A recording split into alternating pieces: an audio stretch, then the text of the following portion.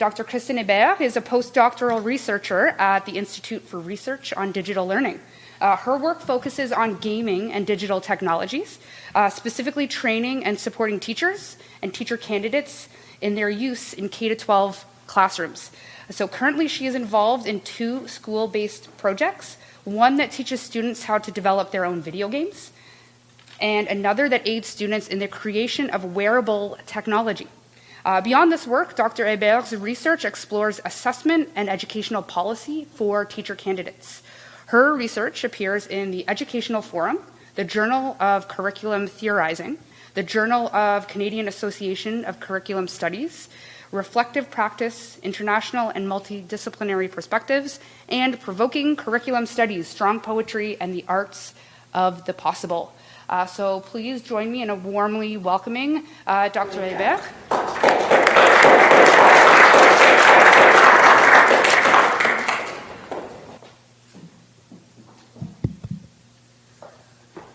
All right, good evening. I'm going to try to walk around and not trip over the microphone cord, which would be entertaining, maybe, but not so great. Can you all hear me okay? Wonderful. Excellent. Thank you for the wonderful introduction, and thank you all for being here this evening.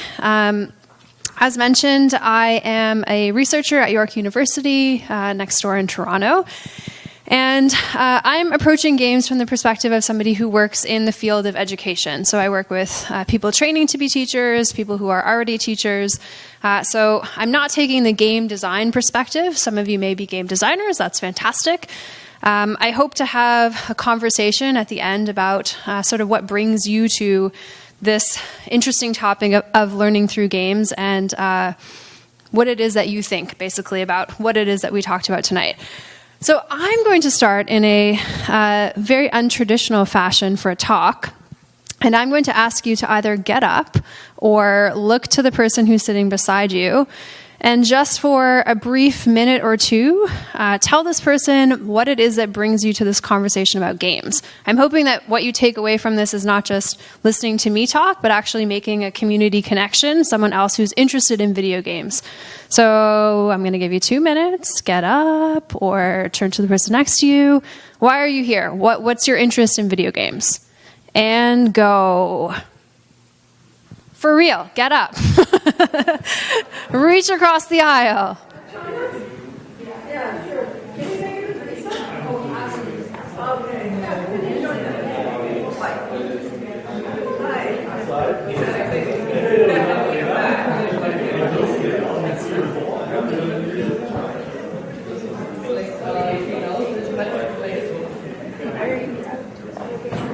What am I? I have no idea.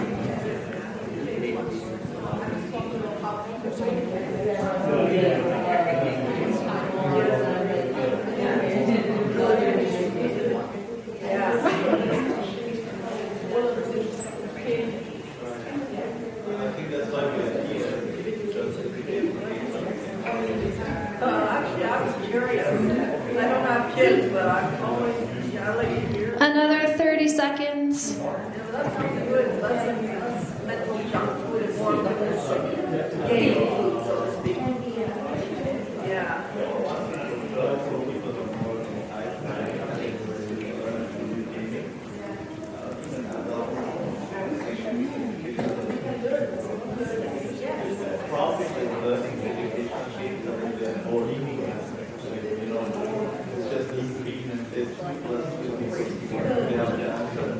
All right, let's come back together as a group.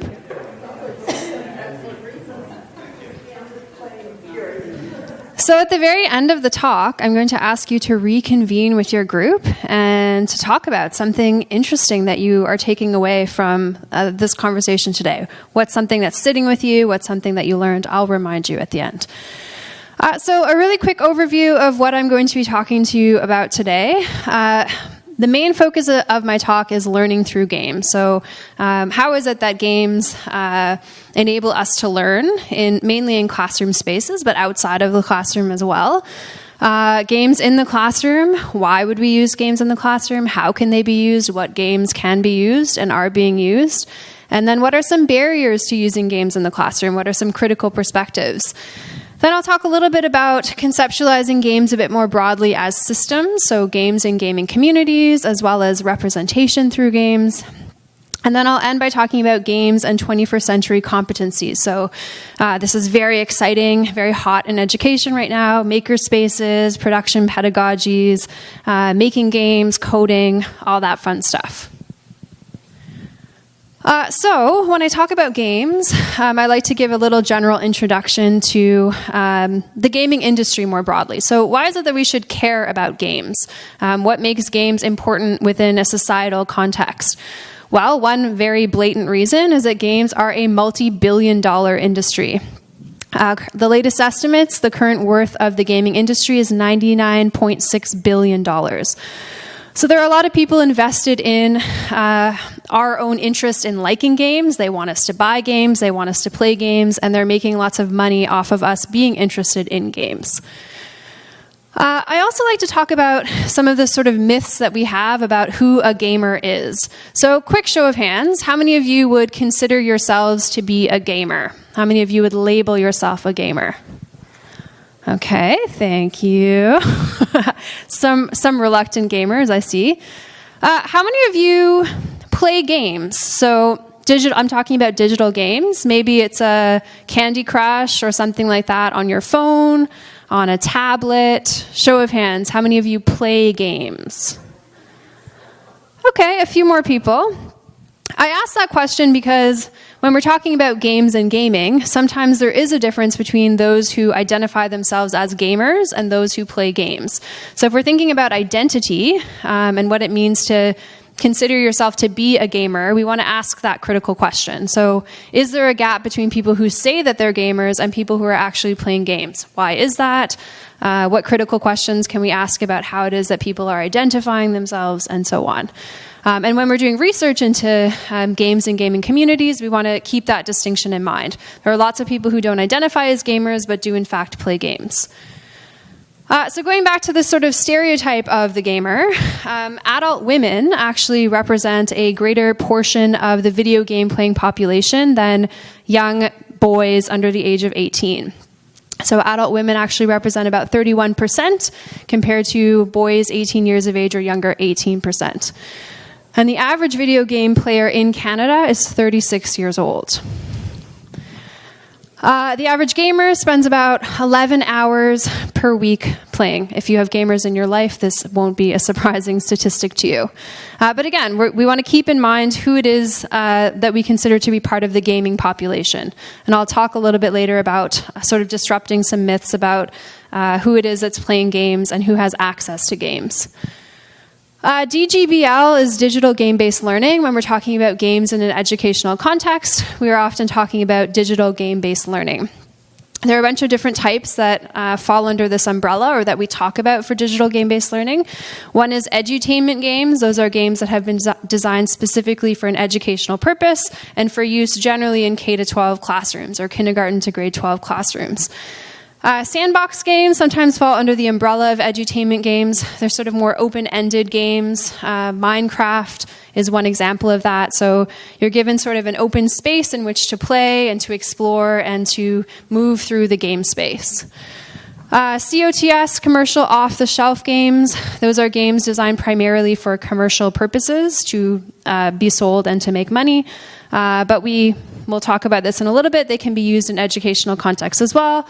Lots of examples. I'm dating myself, but Super Mario Brothers are becoming popular again. Grand Theft Auto, The Legend of Zelda, many, many, many more. And then massively multiplayer online games. So games where people join together in community spaces, collaborate with one another, fight against each other. Examples, World of Warcraft, EVE Online, and The Sims Online. Okay, so when we're talking about games and learning, a very prominent figure in the field is James Paul Gee, who's an educational researcher in the United States. And I want to sort of highlight what it is that he argues about games and the benefits that games have with respect to learning. On the next slide will be his 16 learning principles. I won't go through every single one of those in detail. That could take the entire time of the talk. But I will sort of highlight some of the key points. And so what's important to keep in mind when considering these learning principles is that James Palgi is offering them in contrast to traditional classrooms. So he's being very critical of how it is that we are currently setting up traditional classroom spaces. And so these are some of the arguments that he's making. Students in traditional classroom spaces are subject to a curriculum that they did not create and oftentimes had very little input in. The school day is separated into separate subjects. So there's a time when we're studying math, there's a time when we're studying history, a time when we're studying language, and there isn't necessarily connections being drawn between those subjects and what's happening in that classroom time. Students are grouped together rather arbitrarily, some might argue, by age within the classroom space. They are learning by using textbooks. They're asked to retain information and not immediately apply it. So read this textbook, and then 2 weeks from now, you'll have a test on the content, or you'll be asked to write an essay. Tests are a very common measure, as you know, for an outcome, and you don't necessarily have the opportunity to retake a test. There's one opportunity to demonstrate what you know, and then we move on to something else. The curriculum moves fairly quickly, and we don't make sure that every single student in a classroom space is following along and with us. There are few opportunities to take risks, and work is often independent. We're seeing shifts in this, and I'll talk in a little bit about inquiry-based learning and production pedagogies. They're becoming a bit more popular in classroom contexts, but the traditional classroom space does look somewhat like this. So what's different about games? G is arguing that games are actually offering a very ideal learning environment, and here are some of the reasons why. So in contrast to a traditional learning environment, in games, we create individual identities. We create characters that we care about and whose survival depend on the actions that we take. So in other words, we have direct impact over the things that happen in a game. In some games, students have control over production. So if we're thinking of something like The Sims, someone who's playing The Sims has control over how it is that world is created, what the world looks like, what rooms in certain houses look like. So expansive control, but also sort of more fine-tuned control as well. Failure is a very important part of playing a game, right? We do something that we're not supposed to do, our character dies. And if the game has been designed well, we don't simply say, forget about this game, put down the game, walk away, and never come back to it, but rather we start the level again and we keep going. And there's also a chance when we fail to reapply the skills that we've learned. So our character dies, we figure out what we've done to make that character die, and then we try to not do that thing again so that we can progress in the game. So there's a sense in which we are mastering something before we're moving on to something else. We're not being asked to learn at a level that we are not ready for, to progress beyond a point where we have that knowledge. We are simply moving at a pace that is appropriate for us as individuals. We can also, in the case of many games, choose which skill level we want to play. So there's a beginner level, an intermediate level, and an advanced level.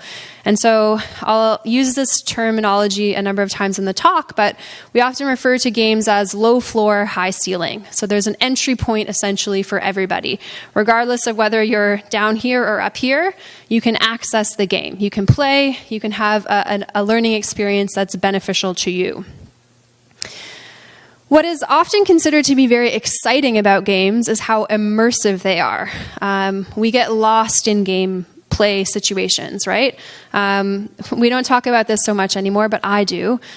We get lost in books, right? We can talk about getting lost in a good book to the point that we forget what time it is. Gameplay, those of you who play games know, operates in much the same way. You're so immersed in the situation of playing this game that 3 hours has passed and you didn't even know. So we are not only excited and engaged in what we are doing, but we are fully inhabiting this learning situation, the game in this case. I really love this passage because I think it highlights how it is that we are demonstrating what it is that we're learning through playing a game.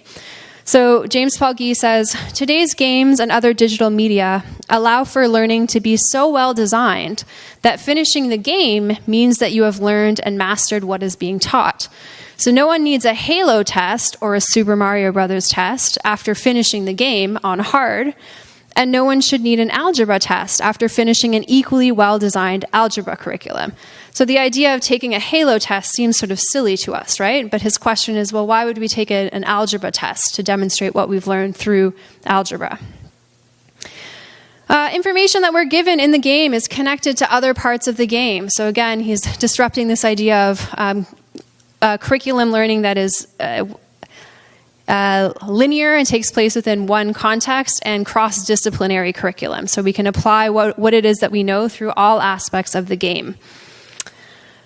We may get frustrated while we're playing games, but well-designed games are pleasantly frustrating. So we are, yes, getting frustrated, but they're not operating at a level that is beyond what we can do. So if a game is designed well, we should be a bit frustrated so that we will go back and try again, right? That's what's going to keep us coming back to this game, if it's at the appropriate level. The roles that we take on through gameplay are generally determined by our own capabilities. So let's say that you're playing as part of a gaming community, or you're playing online and you're going through a quest together. You may say, well, I'm going to be the person who takes care of all of these bad guys because I'm really good at that. And you should be the person who negotiates with other teams because you're really good at that. You're not simply being assigned roles within a classroom. You're in a group, you're the person who takes the notes, you're the person who does this, and so on. And finally, we don't need to know how everything in a game functions in order to be able to access it. So I don't need to know everything about Super Mario Brothers in order to be able to pick up and play Super Mario Brothers. I can know generally what the narrative is. I need to know how to be able to turn on the gaming system. That's important. And to manipulate the controls, but I don't really need to know much beyond that. I can simply pick up the game and dive in. And along these same lines, as moving sort of at your own pace, you can take your time with games. You don't need to rush through them. You can move at a pace that makes sense to you. So that was a lot of points about games very quickly, but I want to go back to this idea of why then use digital games within a classroom context. So in one really fundamental way, games connect education to what happens outside of the classroom. So a very good teacher is going to get to know their students. They're going to get to know what books they read, what television shows they watch, what movies they're interested in, and also what games they play.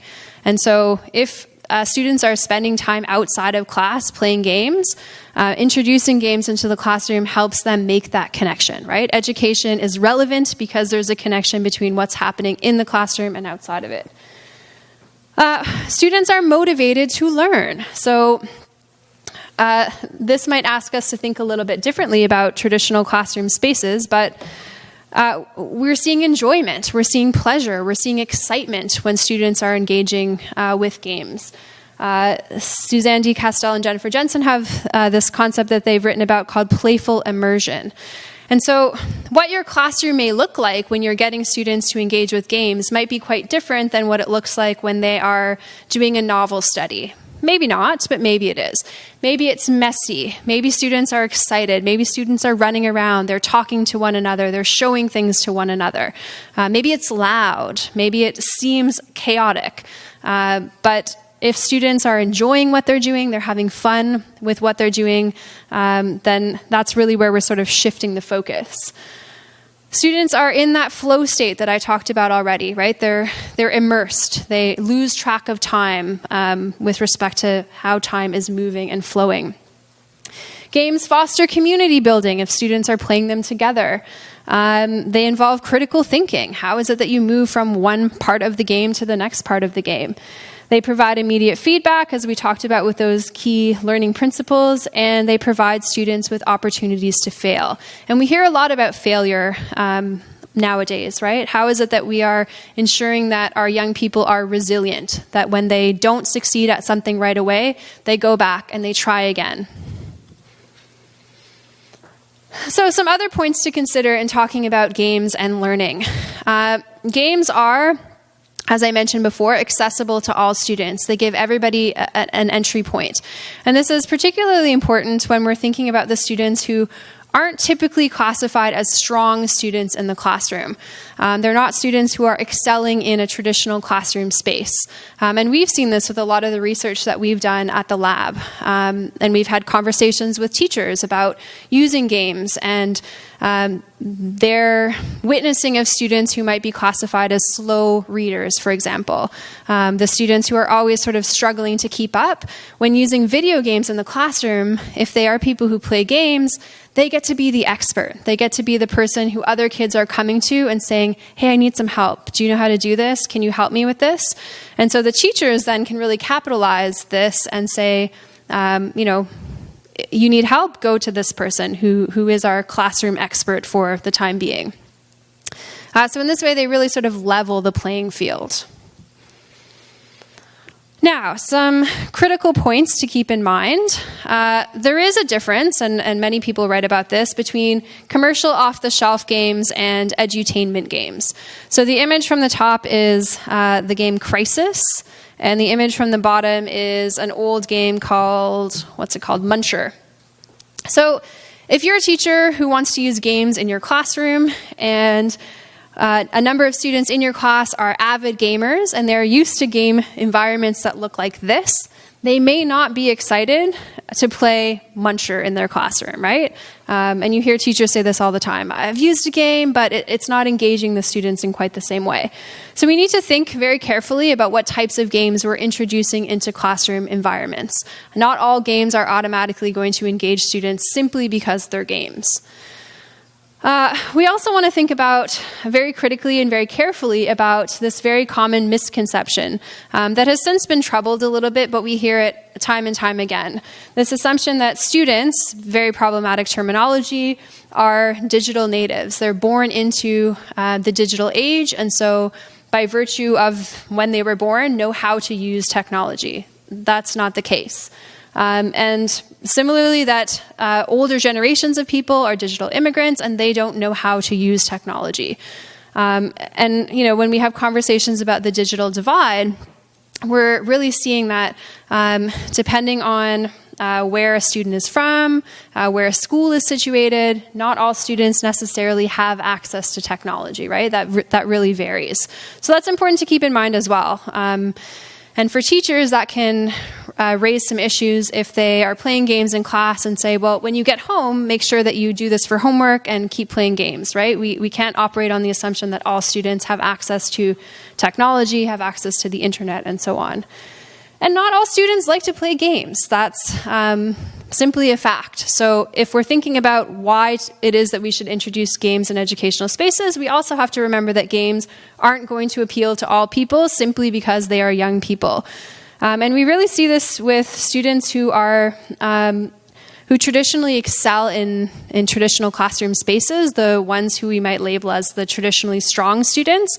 When you introduce a game into a classroom, a game where there might not be one right answer, where what learning looks like is a little bit different than what it looks like in writing an essay, they really struggle. So that's important to remember as well.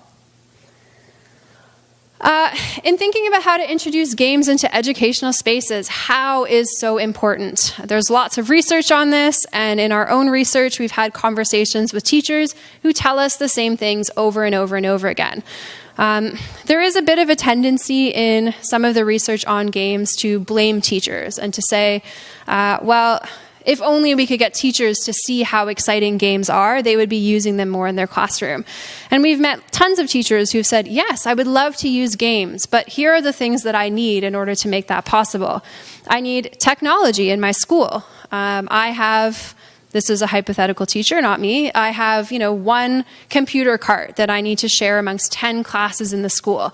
I can't use a game if I can only get access to that computer cart one day per week. They need up-to-date equipment and software. I'd love to use this really exciting game that you're telling me about, but the computers in our school are 10 years old, and so this game will not run on those computers. They need reliable access to the internet. This is especially the case for some of the more remote schools that we work with. I can't use this game if it's going to freeze every few minutes. And the students get so frustrated with that type of environment, right? I want to play, but I can't. It keeps freezing. And they need quick and ready access to licensed games and installed applications. So for a lot of school boards, we have really wonderful technology people who visit schools and are responsible for installing software on computers. But there are only so many of them, and they're often working with very large pools of teachers. And so we hear this from teachers as well. I'd love to use this game. I told someone I wanted to use it, but unfortunately it took 6 weeks to get the game installed. And so I'm behind, and I'm really struggling to figure out how to incorporate this into my curriculum. Teachers also need to know how to use games. To date, there is very little research that focuses on technical strategies for teachers on how to use games in classrooms. So we see a lot of research on curriculum development, on designing games for education. We see some research where people go into schools and label different types of teachers. This is the really excited about technology teacher. This is the very reluctant teacher. And then we see some research that just talks about some of the barriers, like the ones that I just mentioned. But what we're not seeing a lot of is teaching strategies. So here's a game. I want to use this game. What do I do? How do I make this game that I may not know very much about, a reality in my classroom? How do I make it align with the curriculum? What do I do? So part of our work at the lab, I'm going to talk about, not right at this exact second, but I'm going to talk about a few of the studies that we worked on throughout this talk. One of the studies that we completed about 2 years ago was called Playing to Learn. We brought 34 teachers from across the province of Ontario to York University to attend a professional development session. And then we followed them back into their classrooms to evaluate the effectiveness of that professional development session, and then to see how well students were learning through the use of this game. So I'm going to show you a really quick video clip where teachers are talking about what they liked about using this game in their classroom space.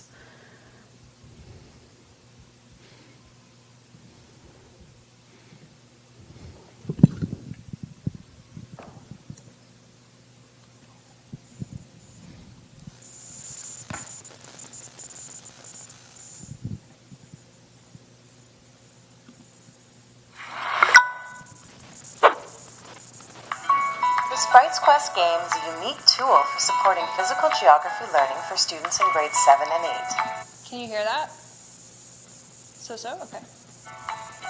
Students seem to really take to the game. J'aime le jeu qui sont aventures, like a lot of adventure. Really fun. I like watching the little guy jump cloud to cloud. I like the colors and like how it looks sort of real, but also sort of like animated. Most enjoy the learning component. I like it because I'm learning more things about geography that I haven't learned before. I was right the first time. You should have listened to me. Have you learned anything yet? They need to find like better way of transportation because it's like getting overpolluted. There was plenty of interaction as students learned and played. Oh, just like, right? Parkour is so hard. I did. Even so, some students did encounter some obstacles. I'm done. I failed. I can't. Sometimes it's really hard to get up like on objects. But even in challenging moments, students seemed entertained and passionate about passing the levels. Well, I really like how it goes like to different parts of the world, so you kind of get to see a few things. And students certainly had feedback. Si on voudrait comme améliorer le jeu, je dirais qu'on pourrait ajouter plus de régions pour apprendre plus en jouant. Most of all, the game was fun and allowed students to see places around the world that they had never experienced before. Would you play this again? Yeah. Would you play it even if your teacher told you you didn't have to? Sure. I just like the whole concept. Instead of doing like work, like a bunch of like work and like tests on like just paper, you can do it on like on Chromebook or the computer. It's just easier and more fun. Overall, Sprites Quest was an engaging and interesting curricular tool that supported learning of physical and human geography.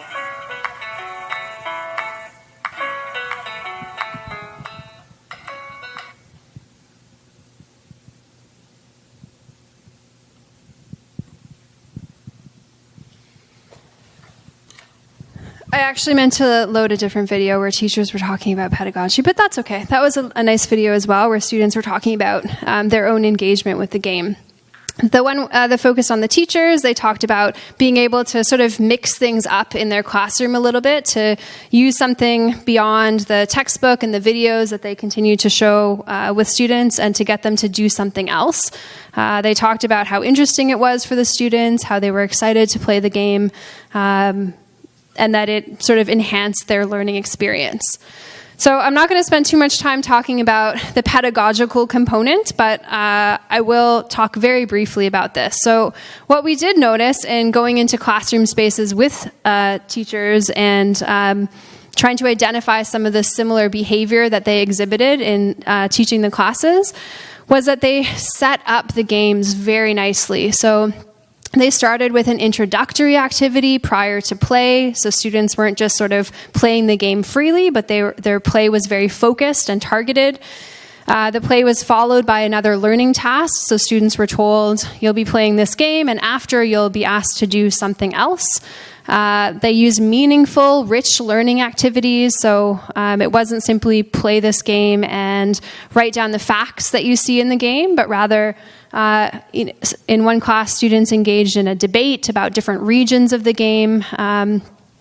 One student took the side of one group of students took the side of a hotel owner, and some tourists, and they debated how ownership should be divided up in that community. The game content is always the focus over technology. Students are accountable for their learning during play, so they're asked to play for a specific period of time, and after that have to demonstrate something that they've learned. They're normally given more than one task per period. And then finally, the teachers themselves were really engaged in gameplay. So they didn't necessarily get through all of the levels of the game, but they could talk about their experience playing the game. So, oh, you're stuck here, or you're having difficulties here. You know what? I really had difficulties in that spot as well. Here's what I did, but that strategy might not work for you. Go talk to so-and-so, and they might be able to help you. They were checking in with their students during gameplay, and again, they were facilitating an environment around inquiry-based learning and collaboration. So why am I highlighting all of these points? I'm trying to stress that simply using a game is not going to introduce inquiry-based learning and collaboration into your classroom. So if you are a teacher, or you're thinking about how it is that you can set up gameplay in environments with young people, we want to think about the fact that students aren't necessarily learning by simply playing a game. So in classrooms that we entered into where teachers weren't doing these things, gameplay looked very different, right? We saw a lot of what we called zombie play, so kids just sort of playing for extended periods of time, but not really interested in what they were playing. We saw teachers sitting back and, marking papers or doing something else. And we saw very simplistic learning activities. So as I said, write down the things that you're seeing in the game and hand that in to me at the end of the period. So those types of activities and that type of engagement with the game is not going to lead to the really exciting benefits that we went through before. So classrooms need to be set up, gameplay sessions need to be set up in such a way that we're really drawing that learning out, right? We're talking about what it means to ask questions while we're playing games, and to ask questions about what we're seeing, to talk to other people, and so on. What can we use digital games in the classroom to do? So one thing we can use them for is to support subject-specific learning. This is probably the most common way that games are used in the classroom. So as I mentioned, if you are in a mathematics classroom in Ontario, you've probably played Minecraft, or the classroom next door was playing Minecraft. Minecraft is all the rage right now. Science, there are a number of different games you can use to support science. History, Civilization, and Oregon Trail are the two most commonly used games to support history learning. And then we see a little bit of games being used for physical education. So we play sort of series of games, Wii Sports games, Dance Revolution. There are lots of really cute videos online of students engaging with Dance Revolution to, again, develop a variety of different skills.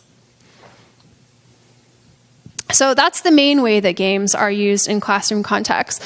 But they can be used in other ways as well. And this is sort of where my interest in using games lies, is to think about games a little bit more broadly, to think about games as systems that are more comprehensive than simply the game itself. So when we think about games as systems, we're also considering the communities that people participate in online, and the significance of those communities. We know more and more that the friends that people are meeting online, the people that they're playing with are important figures in people's lives. Sometimes they're closer friends than the people that they meet on a day-to-day basis with in person. We can also consider discussion boards, walkthroughs of games that have been produced. So walkthroughs are basically that, documents that walk people through the game. And Let's Plays, hundreds and hundreds and hundreds of hours of video online of people recording themselves playing games and other people commenting and participating that way. And in fact, as many of you probably know, some of the wealthiest people on YouTube are people who produce Let's Play videos. So if you have young people in your life who are saying, I'm going to be rich someday by playing video games and having other people watch me play video games, they might be right. So in an educational context, whether that be in a schooling context or in people having conversations with youth and other young people about games, we can take all of these into consideration. We can think about the text as a narrative. So if we have a language arts classroom or an English classroom, maybe we ask students to create something in Minecraft and then to produce a Let's Play video and to analyze their Let's Play video against two other Let's Play videos that have been produced in the class and talk about how it is that those videos differ. Maybe we're going to analyze a game like the one that was playing here and engage with the text critically as a form of media. So I'll talk in a moment about representation, but if we're thinking about a simple language arts classroom, right? Who's the main character in this story? What's the plot? What are different options that this player can take as they move through these levels? So we're really treating the video game as another form of media, right? It's like a book, like a movie, right? We're having students analyze video games in a similar sort of way. Along the same lines, we can have discussions about discourse and thinking about digital literacy, what it means to be digitally literate, to ask critical questions about what's happening in communities and spaces. We can think about the values that are maintained by the gaming community. We can think about who is welcomed into particular spaces and who is excluded from spaces or violently pushed out of spaces. We can have conversations about women in gaming and their own experiences being bullied or harassed or receiving death threats online.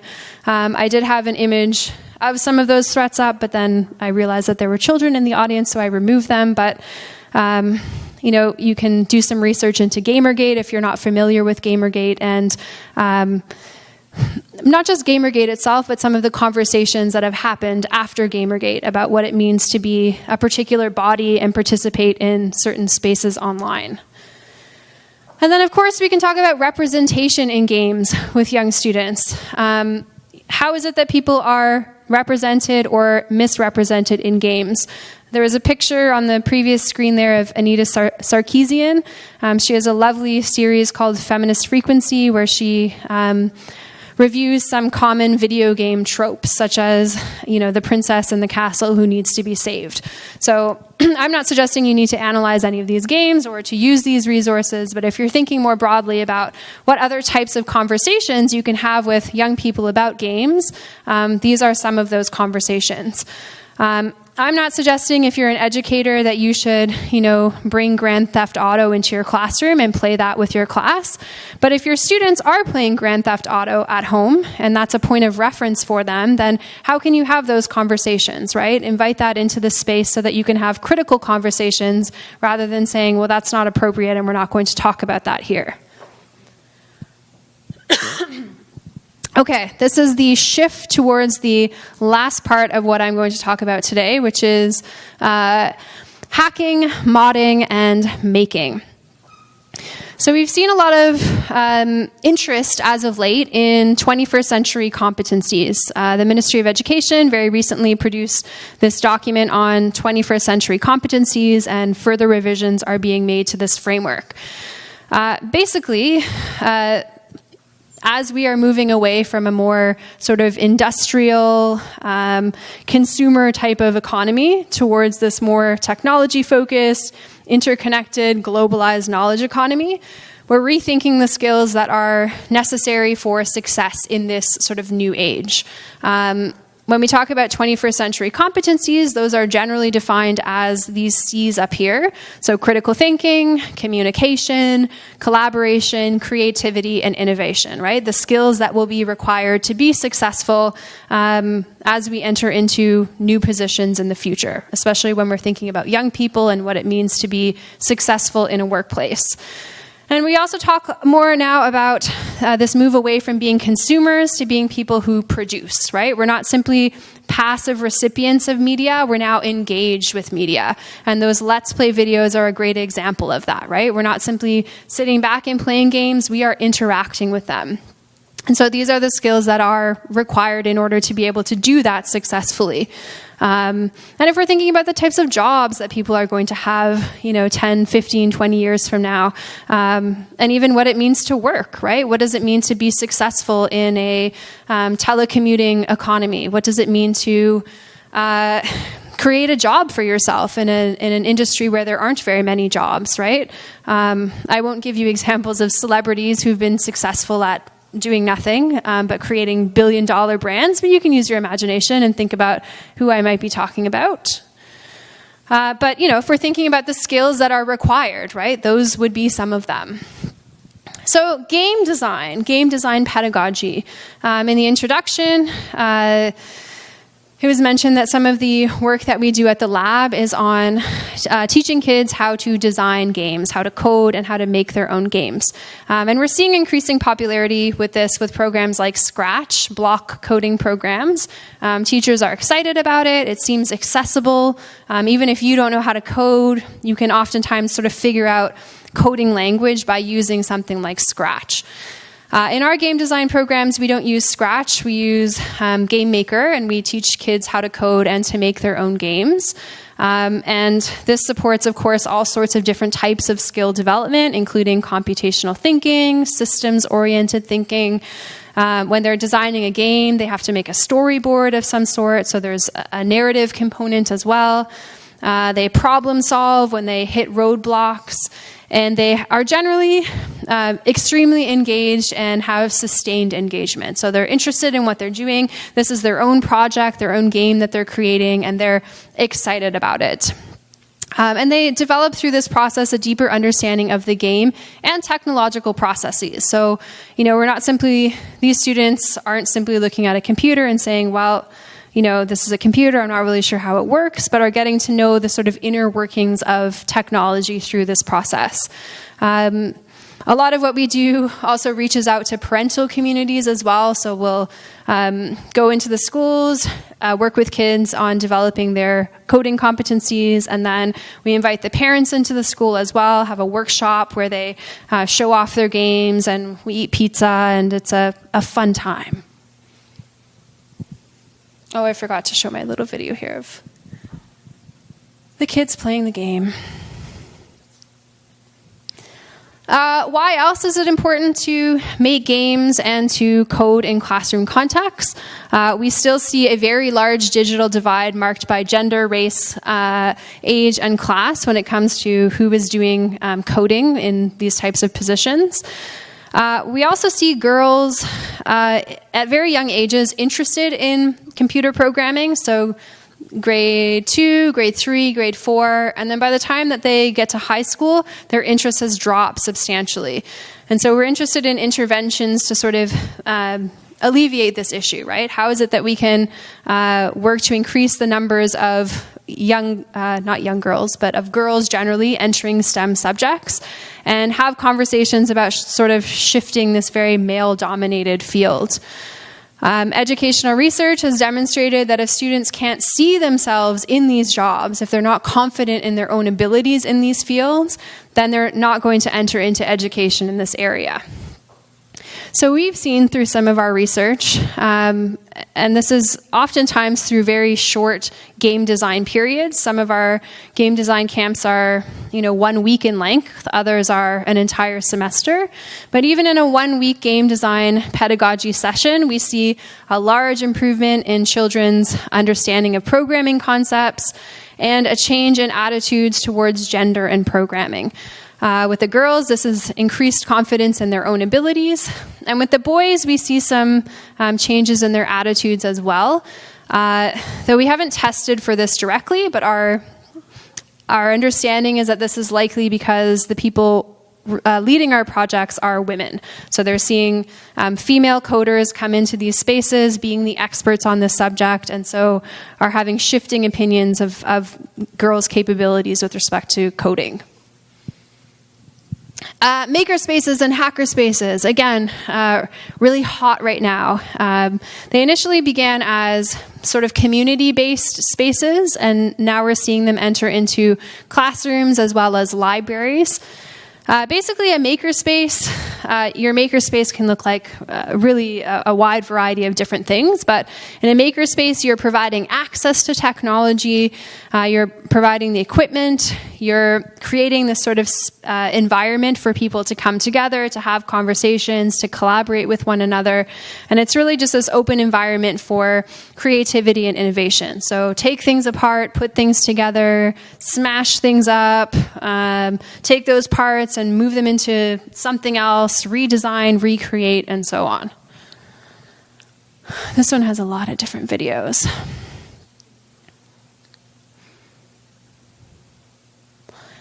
So we're also seeing interest in this fun stuff. So again, along the same lines of making, modding, hacking, and coding, using programs like Arduino, Makey, the top right-hand corner there, Makito, Microbit, SparkFun, Sphero is the little ball there that is being coded to sort of race around different parts of, you can make Sphero do a bunch of different things, but you can create an obstacle course and have Sphero race around different parts of the obstacle course, but you have to program Sphero to actually do things and to move in the way that you want Sphero to move. The images on the bottom here are from a club that we ran with students last year where we had them design their own wearable technology. So wearable technology in this case is the combination of sort of design features and technology. We had lights, we had sensors, and students made hats. I think this particular hat is uses a light sensor, so when it gets dark and you go outside, the lights turn on. Another one was a temperature sensor, so if it gets cold, the lights turn on, and so on.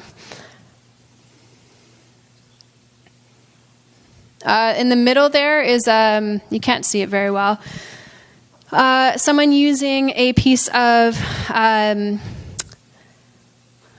missing the word now. What is it? It's not an elastic. It's a piece of conductive tape. There we go. So it's a tape that has electronic properties, and so kids do all sorts of really fun things with these in classroom spaces, but you can write a story and you can attach the tape to the page and have different things happen on the page. So again, you can use lights, you can use sensors, and so on. So all of this is supporting this idea of production-based pedagogies. And I'll highlight this at the end, but I do want to stress that what we're asking for here is this sort of rethinking of educational spaces. We're moving towards play and exploration. Problem solving is really the focal point of these types of activities. It requires students develop a deep understanding of how technology functions, including an understanding that production is often messy and often non-linear, right? We try something and it doesn't work out and we need to try it again. So production pedagogies are environments where learners essentially are engaged with something that is open-ended, is often related to the real world. They inhabit a variety of different roles through this process. They're artists, they're composers, they're writers, they're game designers, they're researchers. And what they're essentially being asked to do is make something. So they're thrown into a position where they don't necessarily have all of the information that they need, but they have to sort of figure it out as they go. And so when we're thinking about educators who might want to try this type of these production pedagogies with their students, with parents who might want to try this type of stuff with their kids, what's really important to keep in mind is that you do not need to be the expert. In fact, you don't really need to know much at all. What you're doing is you're learning alongside the learner. So it is, again, really disrupting this top-down approach to education that we often see in classrooms, where if I'm the teacher, I need to know everything before I step into that classroom space, and I'm going to give the students the knowledge, and they're going to receive it and go out into the world, right? If I have a makerspace in my classroom, or if I set up a problem, an inquiry-based problem, let's say I say we have too much garbage in the school and we need to solve this problem. What can you do? And the students need to tackle that problem. I don't necessarily know the answer. I don't necessarily have one answer in mind, but my students are going to creatively come up with a solution to this problem. They're going to test it. They'll make a prototype of something. Maybe that prototype will fail. That's okay. They'll test it again, and they will move onward. So again, it's this idea of low floor, high ceiling, and it's messy. I really love this passage that sort of explains what the process is like. The first thing that happens, of course, is that students feel overwhelmed by the task, and they continue to feel overwhelmed until they're able to pare down the task to something they can actually achieve. Important pedagogical lesson number 1. Bring students directly into contact with what they themselves are actually able to accomplish, recognizing both how little that is and at the same time how important and how sufficient that can be. And if we think about this, connecting again education to our day-to-day lives, what a valuable skill this is, right? To have a number of different things you need to do, and then to be able to pare this large task down into small individual components. What do I need to tackle first? I don't have all of this information, I don't have all of this knowledge, and there is no real right answer. So how do I figure this out?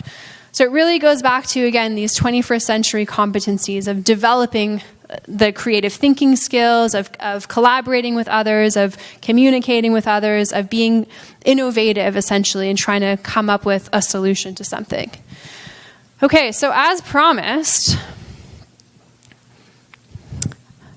we are at the end, and I'm going to ask you to meet back with your partner or your group and talk about one thing that you're interested in knowing more about before we open up the question period, one thing you're confused about, something you're excited about. You have 2 minutes.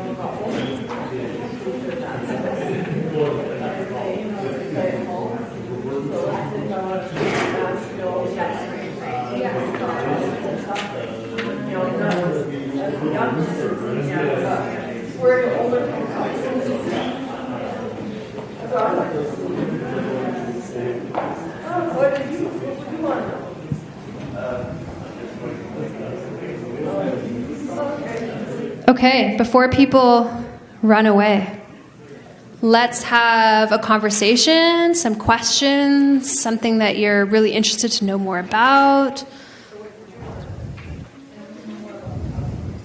Yes.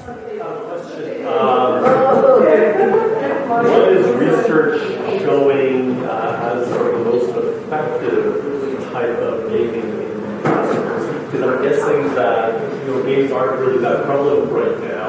Teachers are a little bit leery. They would probably come to you and say, okay, tell us what kind of games good. What would be the top 5 games? What games should I choose right away?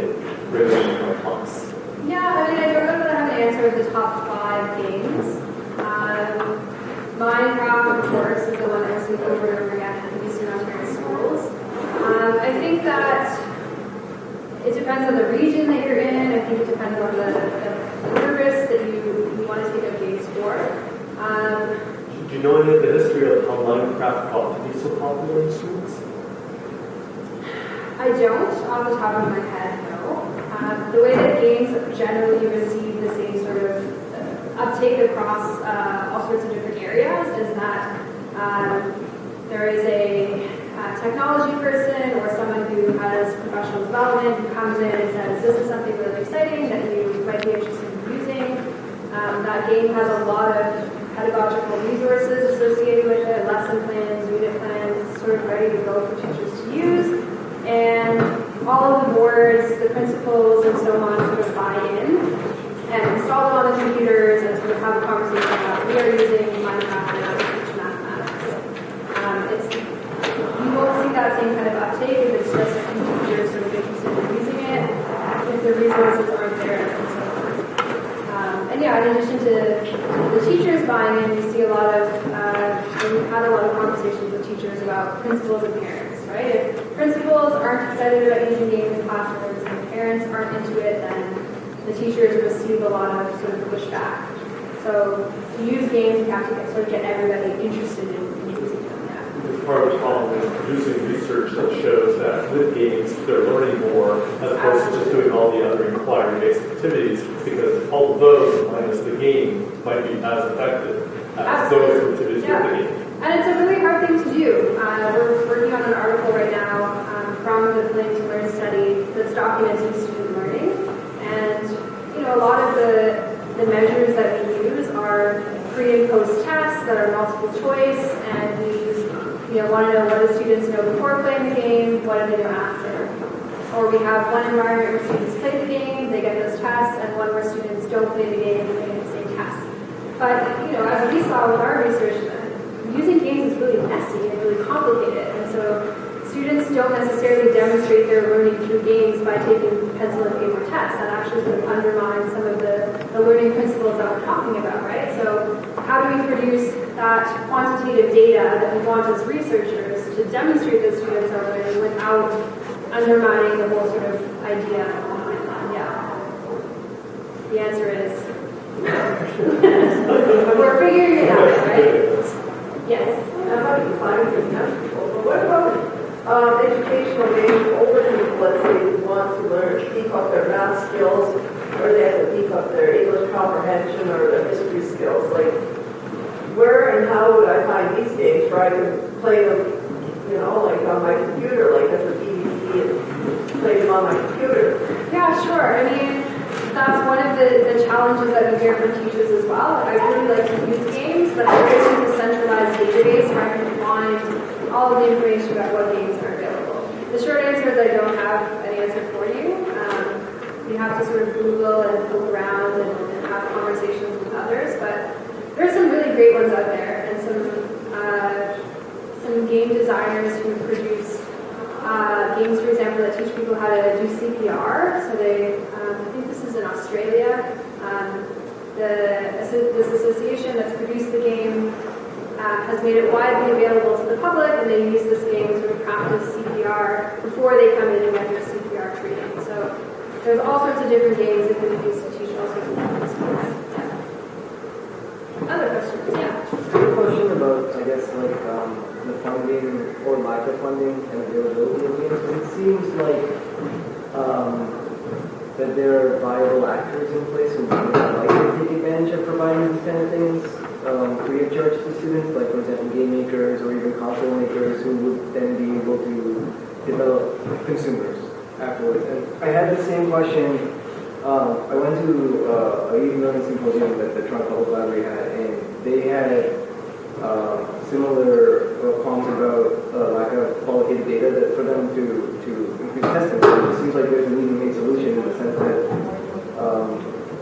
you have all these large corporations who would be able to provide this stuff free of, not necessarily just free of charge because they would be getting valuable data back, especially for edutainment games and those kinds of companies. And I'm wondering if there's a bureaucratic barrier stopping that from doing that? Yeah, sure. I mean, educational systems are in bed with lots of corporations already. And I mean, as researchers, absolutely, we're leery of data that would be given to us by a corporation, and we would ask, sort of to what end, what do you want this data to be used for? There's always contracts that you enter into.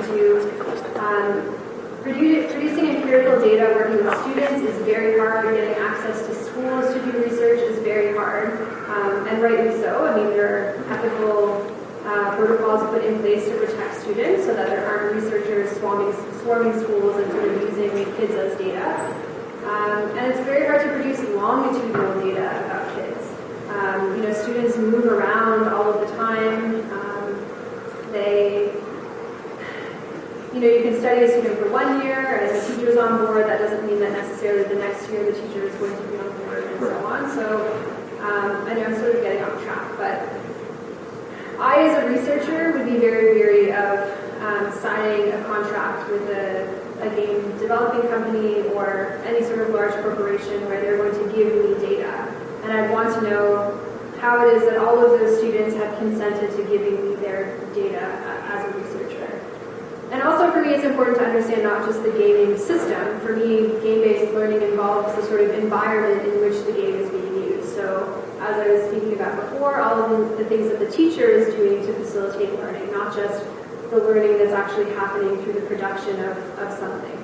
So what it means to measure learning isn't simply looking at the final product and looking at the steps that the student has taken, but conversations that are taking place in the classroom, the questions that are being asked, reflections that they're having, how they're explaining games to other people. That's all part of the learning process. So I think in focusing on that, we might miss out on all of the other lovely, rich data we could get from being in classroom spaces.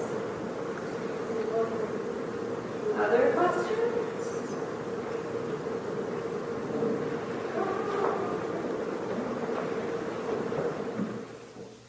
All right. Well, thank you very much. You've definitely given us something to think about on our way home tonight and eased my conscience on the amount of time games are played in my home and perhaps in my classroom. So thank you very much. If anyone has any lingering questions, then perhaps Dr. Hébert will stick around outside. We can assemble in the lobby if you have any further questions for her. Thanks again for coming tonight, and Lindsay and myself will be around outside as well if anyone wants to become an RCI Science member.